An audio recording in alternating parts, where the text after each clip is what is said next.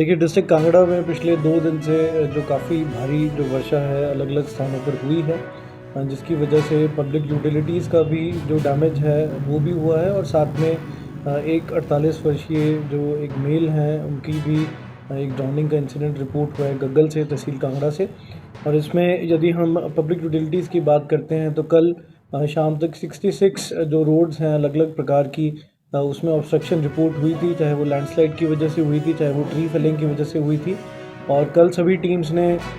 Field के अंदर बहुत अच्छा कार्य करते हुए 63 रोड्स को कल देर रात तक खोल दिया था और अभी भी 3 रोड्स जो हैं कल से अवरुद्ध हैं। और आज जो है 14 नई रोड्स का जो ऑब्स्ट्रक्शन रिपोर्ट हुई है और उस पे भी जो कार्य है वो इस समय चल रहा है। इसके अतिरिक्त यदि हम वाटर सप्लाई स्कीम्स की बात करते हैं तो पूरे डिस्ट्रिक्ट में 737 वाटर सप्लाई स्कीम्स हैं, जिसमें 231 जो हैं वो अफेक्ट हुई थी कल। उसमें माइनर जो डैमेज है वो भी सस्टेन उनके द्वारा किया गया और कुछ स्कीम्स में मेजर डैमेज भी हुआ है, जिसमें लगभग 50% जो स्कीम्स हैं कल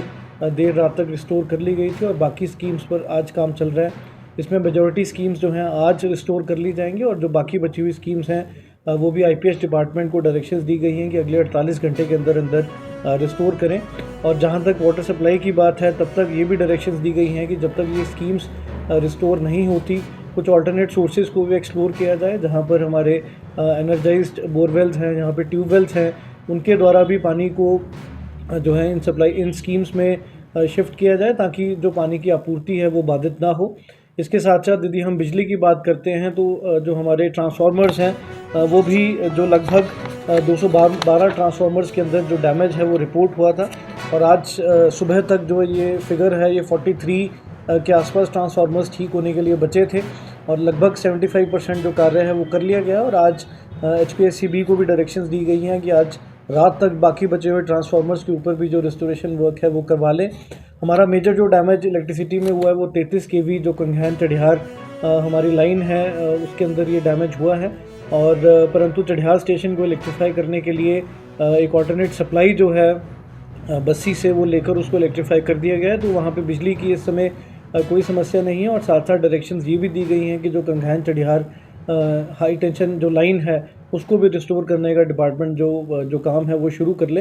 अभी भी जो हमारी जो टीम्स हैं, चाहे वो रेवेन्यू की हों, चाहे वो पुलिस की हों, चाहे जितने भी हमारे डिपार्टमेंट्स हैं, PWD, NH, NHAI, IPH, HPSCB, सभी जो लोग हैं वो फील्ड के अंदर मुस्तैद हैं। हमारा जो इस समय मेजर इशू ब्यास के अंदर जो लगातार बढ़ता हुआ पानी का स्तर है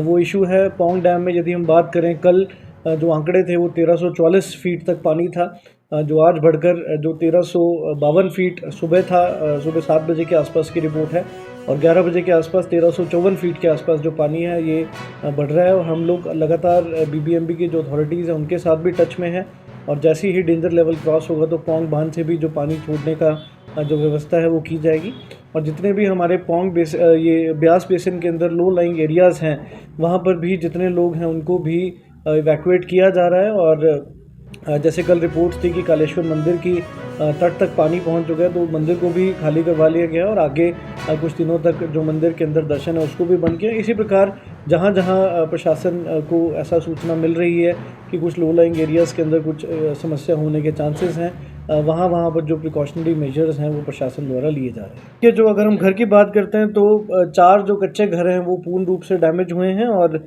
22 कच्चे और 10 पक्के घर जो हैं वो पार्शियल रूप से डैमेज हुए हैं। पूरी रेवेन्यू मशीनरी को डायरेक्शंस हैं कि जैसे ही कोई डैमेज रिपोर्ट होता है तो इमीडिएटली मौके पर रेवेन्यू ऑफिशियल्स जाएं और जो फौरी राहत है, चाहे वो कैश में है, चाहे वो काइंड में है, तिरपाल देनी है या कोई टेंट देना है या किसी प्रकार का फूड राशन जो है अफेक्टेड फैमिली को प्रोवाइड करने हैं, वो इमीडिएटली उनको प्रदान करें और उनको हर संभव प्रयास से जो है रिहेबिलिटेट कहीं ना कहीं किसी प्रकार से किया जाए। अभी तो जो देखिए ऐसी कोई समस्या नहीं सामने आई है। इसमें मेनली जो 1-2 घर जहाँ पर लोग रह रहे थे और जो जिनको डैमेज बहुत ज़्यादा सस्टेन हो उनके पड़ोसियों में, क्योंकि हमारा सोशल फैब्रिक इतना स्ट्रॉन्ग है, उन्होंने उनको शरण दी है। तो इस प्रकार कोई ऐसा मेजर रिलीफ कैंप नहीं इस्टेब्लिश किया गया और यदि ज़रूरत पड़ेगी आने वाले समय में तो रिलीफ कैंप्स की भी जो स्थापना है वो की जाएगी। जो जैसे मैंने आपको पहले कहा कि जहाँ जहाँ हमें सूचना मिल रही है और जहाँ जहाँ हमें खतरे का अंदेशा हो रहा है कि यहाँ पर लो लाइंग एरियाज़ के अंदर फ्लडिंग हो सकती है, वहाँ से लोगों को रिलोकेट किया जा रहा है। देखिए, जो हमारा छोटा बंगाल और बड़ा बंगाल वाला इलाका है, छोटा बंगाल में भी 2 सड़कें ऐसी हैं जो बरोड से जो हमारा पोलिंग तक और साथ में मुल्तान से बड़ा गाँव तक की जो रोड्स हैं, वो दोनों इस समय अवरुद्ध हैं। और जो मेरी अभी एससी से थोड़ी देर पहले बात हुई है, वहाँ मौके पे जो बड़ा ग्राम वाली रोड है उसके ऊपर हमारी जेसीबीज़ लगी हुई हैं और वो 3 या 4 बजे तक संभवतः खुल जाएगा। परंतु पोलिंग जो रोड है वो पूर्ण रूप से वॉश अवे हो चुकी है। और इसमें जो सूचना ये भी है कि 8 जो टूरिस्ट हैं वो गुलेर साइड के टूरिस्ट हैं, वो अपना लोहारडी के अंदर किसी रेस्ट हाउस के अंदर सेफ़ हैं। हालांकि हमारे रनर्स वहाँ पे उन तक जो डिस्पैच कर दिए गए उनको पहुँचाया जा रहा है। इसके साथ साथ बड़ा बंगाल की भी बात करें तो सूचना ये है कि वहाँ पे जो अभी ब्रिज रिकन्स्ट्रक्ट हुआ था पीछे हफ्ते 10 दिन पहले, उसको भी डैमेज जो है वो सस्टेन हुआ है। और लगातार हमारी टीम सैटेलाइट फ़ोन हमने उनको दिया हुआ, उनके साथ संपर्क में है और अभी कोई ऐसा वहाँ पे विषय जो सामने नहीं आया है। परंतु कुछ वहाँ पे रिपोर्ट्स हैं कि वहाँ गवर्नमेंट प्राइमरी स्कूल की बिल्डिंग को भी डैमेज हुआ है, तो वहाँ पे भी लोगों को सचेत किया गया है सैटेलाइट फ़ोन के माध्यम से कि लो लाइंग एरियाज़ में बिल्कुल ना जाएं और जो बड़ा बंगाल का हाई लाइंग जो एक विलेज है उसके ऊपर ही अपना जो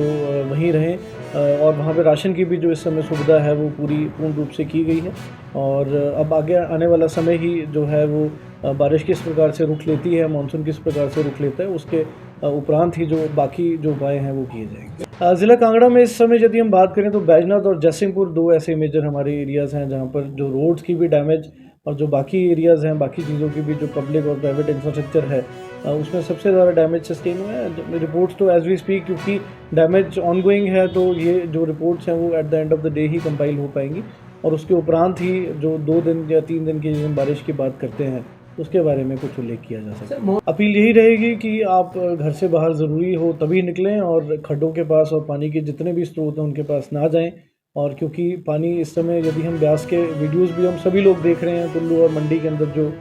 हाल जो रौद्र रूप इस नदी ने धारण किया है, तो कहीं भी हो सकता है और पानी एकदम से भी सडनली इंक्रीज़ हो सकता है, बिकॉज हाई रीचेस पे, धौलाधार्स पे अभी भी जो बारिश है वो हो रही है। और यही अपील रहेगी कि जो पानी के स्रोत हैं, पानी की जो खड्डे हैं, नदियां हैं, उनके पास बिल्कुल ना जाएं और यदि बहुत ज़रूरी हो तभी ट्रैवल करें। और यदि टूरिस्ट भी यहाँ पे हैं तो वो हमें संपर्क कर सकते हैं। 1077 हमारा जो टोल फ्री नंबर है डिज़ास्टर का, उस पर भी संपर्क कर सकते हैं और जहाँ हैं वहीं बने रहें और फालतू जो है वो सड़कों के ऊपर या फिर ट्रैकिंग्स के लिए वेंचर आउट ना करें।